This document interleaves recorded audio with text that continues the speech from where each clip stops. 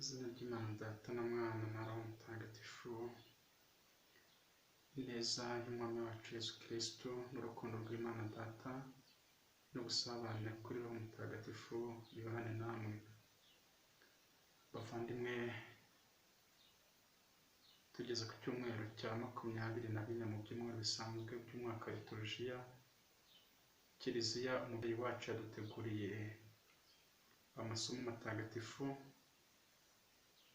dusanga mu gitabo cya mwene Sirake umutwe wa 27 umurongo wa 30, tugakomeza n'umutwe wa 28 umurongo wa 1 kugera ku wa 7. Isomo rya kabiri turisanga mu ibaruwa Pawulo mutagatifu yandikiye Abanyaroma umutwe wa 14 umurongo wa 7 kugera ku wa 9, naho Ivanjili yanditswe na Matayo umutwe wa 18 umurongo wa 21 kugera ku murongo wa 35. Insanganyamatsiko ihuza amasomo y'uyu munsi no kubabarira bagenzi bacu tubikuye ku mutima. Yesu mu Ivanjili ati, Nguko uko Data wo mu ijuru azabagirira nimutababarira bagenzi banyu mubikuye ku mutima. Bavandimwe, nifuje ko twagaruka ku isomo rya mbere riza kuzuzwa n'Ivanjili. Mwene Sirake aragira ati, inzika n'umujinya nabyo ni ibintu biteye ishozi kandi umunyabyaha aba yarabizobereyemo. Uwihorera ku bandi uhoraho nawe azamwihoreraho, kuko ibyaha byose abibara yitonze.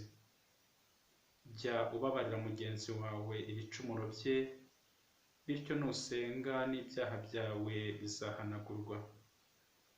Umuntu urakarira undi akaritsira yasaba ate uhoraho ngo amurokore? Bite se?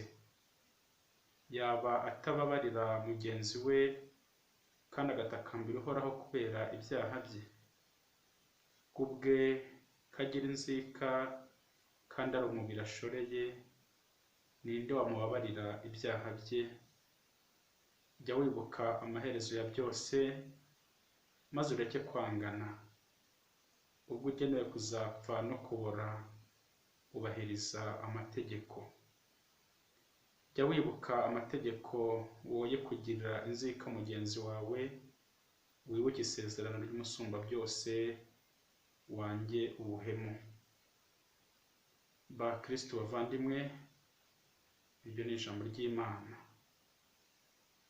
Mwene Sirake aruzuza Ivanjili ya none mugaragu utagira impuhwe.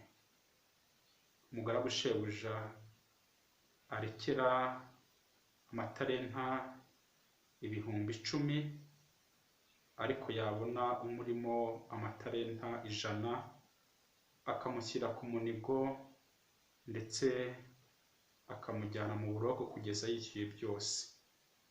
Ariko kandi shebuja aho amarira kubyumva aramwita umugaragu mubi ubabarirwa, ariko we ntababarira abandi. Ibintu biranga umuntu utababarira nibyo mwene Sirake yagarutseho mu isomo rya mbere. Ubabariwe byinshi ntabwo agira ubutwari bwo kubabarira bike. Italenta imwe yavunjaga ibiro 54 bya zahabu. Amatalenta 10,000 yababariwe ni ubukungu atabashaga kwishyura we n'umugore we n'abana be n'ibyo atunze igihe bari kumugurisha, ariko shebuja ugira impuhwe arayimurekera. Undi atirimutse ntiyagira impuhwe mugenzi we, umutakambiye ati, nyabune mbabarira nzakwishyura byose. Inzika n'umujinya bitera ishozi, ariko kandi abantu bakunda kugira inzika kugeza n'aho bagira aho bandika ababahemukiye. Hari abantu bagira imijinya y'indanduranzuzi, umuntu akarakara akarusha igihu cyo mu kirere cyatutumbyemo imvura, ndetse wa mujinya ugenda wiyongera ku buryo umuntu apanga no kuzihorera. Kwihorera ni ikintu kibi Imana yanga, kandi koko umuntu yarakugiriye nabi, umuntu yarakwiciye abawe, akakwica ababyeyi, akakwica bene wanyu, cyangwa akagukorera ikindi kintu kibi, kumwihoreraho wenda ukamwica ntacyo byakumarira, ntabwo byagarura abavandimwe, ababyeyi, kuko we yaba agiye ari umwe. Kwihorera no kubura urukundo. Ikindi abantu bakora cyangwa mwene Siraki yasabye ni ukubabarira mugenzi wawe, nk'uko tubivuga muri dawe uri mu ijuru, utubabarire ibicumuro byacu nk'uko natwe tubabarira abaducumuyeho. Ese koko tujya tugerageza kwishyira mu mwanya wa bagenzi bacu, kumva uko ubabarira abandi niko nawe n'Imana igomba kukubabarira? ahubwo se ibikoze ninde wajya ubabarirwa? Ko abantu benshi banga kubabarira abandi kandi babasabye imbabazi. Umubyeyi agahana umwana ati nyabona imbabarira mama, mbabarira papa, ariko umubyeyi agakomeza agakubita. Mwene Sirake yadusabye kwirinda kwangana. Jya wibuka amaherezo ya byose maze ureke kwangana. Ubwo ugenewe kuzapfa no kubora ubahiriza amategeko. Itegeko risumbye ayandi yose ni itegeko ry'urukundo. Uranyanka ngo bigende gute? Ndakwanka ngo bigende gute? Ko ndateze no gutwara ibyawe, ko udateze gutwara ibyanjye. Uranyanka turafiki ko turi abana b'Imana. Ahubwo ni ukwakirana, nkamenya ko uri umunyantege nke nk'uko nanjye nshobora kuba umunyantege nke. Ikindi mwene Siraki yatubwiye ni ukwirinda ubuhemu. Muri iki gihe abantu basigaye bahemukirana, yewe na kera ni nk'uko. Ubuhemu, umuntu uramutiza amafaranga, mwajya mu manza akakubwira ati uyu muntu ntaho muzi, ni ubwa mbere mubonye. Ubu uri umucuruzi, umuvandimwe akaza akagutakira, nyabone mpa ikiro cy'umuceri, ejo nzayakuzanira, ugategereza ugaheba. Ntabwo ari byiza ko umuntu yajya ahemuka agahemutswa nk'uko babiririmbye n'akamanyu k'umutsima. Ni ibintu bizashira, ariko umuvandimwe ufite ahandi muzahurira, ubuhemu ntabwo ari byiza. Urubyiruko rusigaye ruhemukirana. Umuhungu agashyiraho umukobwa ngo aramukunda, bagasangira byinshi, bakenjoyinga, bagasohokana, ariko bwatera kabiri akamubwira ati ntabwo njye birimo nabivuyemo. Ubwo ni ubuhemu. Urahemuka, ariko amaherezo Imana izabikubaza. Uwo mwana w'abandi uhemukiye, uwo mwana w'abandi watesheje umwanya, bitinde Imana ya yindi ireba byose, Imana ibara, izabikwishyuza, izabikuryoza. Bavandimwe, kuri iki cyumweru tumenye amaherezo yacu kari ugupfa,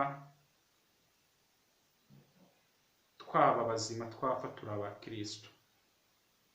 Pawulo mutagatifu mu isomo rya 2 nibyo agarukaho, tujya tumenya rero amaherezo ya muntu, tumenye n'icyo Imana yadushyiriye kuri iyi si, ni ukubaho tubanira abandi neza, tumenya amaherezo yacu, tukabababarira mu gihe badusabye imbabazi, natwe tugasaba imbabazi igihe twahemutse, ariko kandi n'abatadusabye imbabazi tukarenga inzika, tukareka kwihorera, tukabaragiza Imana mu isengesho.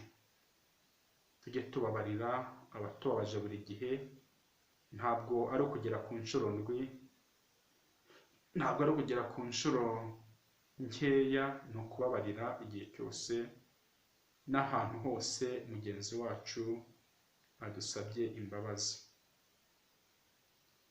Umugani w'umugaragu utagira impuhwe, mwumvise amaherezo ye, yarababariwe ariko we yanga kubabarira. Nidutumerera Imana izatwitura ikurikije ibyo twakoze, ahubwo dusabe ngo Imana iduhe umutima ugira impuhwe, umutima ubabarira, utagira inzika, utagira umujinya, umutima udapanga kwihorera, umutima utarakarira bagenzi bacu, utangana, udafite ubuhemu ku bashakanye. Mwirinde guhemukirana, ureke guhemukira umwashakanye, ureke kurakarira uwo mubana mu rugo, uwo musangira akabisi n'agahiye, ahubwo wumve ko ugomba kumugirira imbabazi igihe cyose agutakambiye. Tube abanyampuhwe nk'uko Data wo mu ijuru ari umunyampuhwe. Bikira Mariya rero utabara abakristo, dusabire kugira ngo tubashe kumva icyo Imana idushakaho, kandi turabikeneye muri iyi minsi. Mu gihe cya Covid abantu bagenda bahemuka bitwaje iki cyorezo, bitwaje ubukene n'ibindi. Dusaba Imana iduha amahoro kandi izaduhe iherezo ryiza. Icyo mbasabira nanjye mbyisabira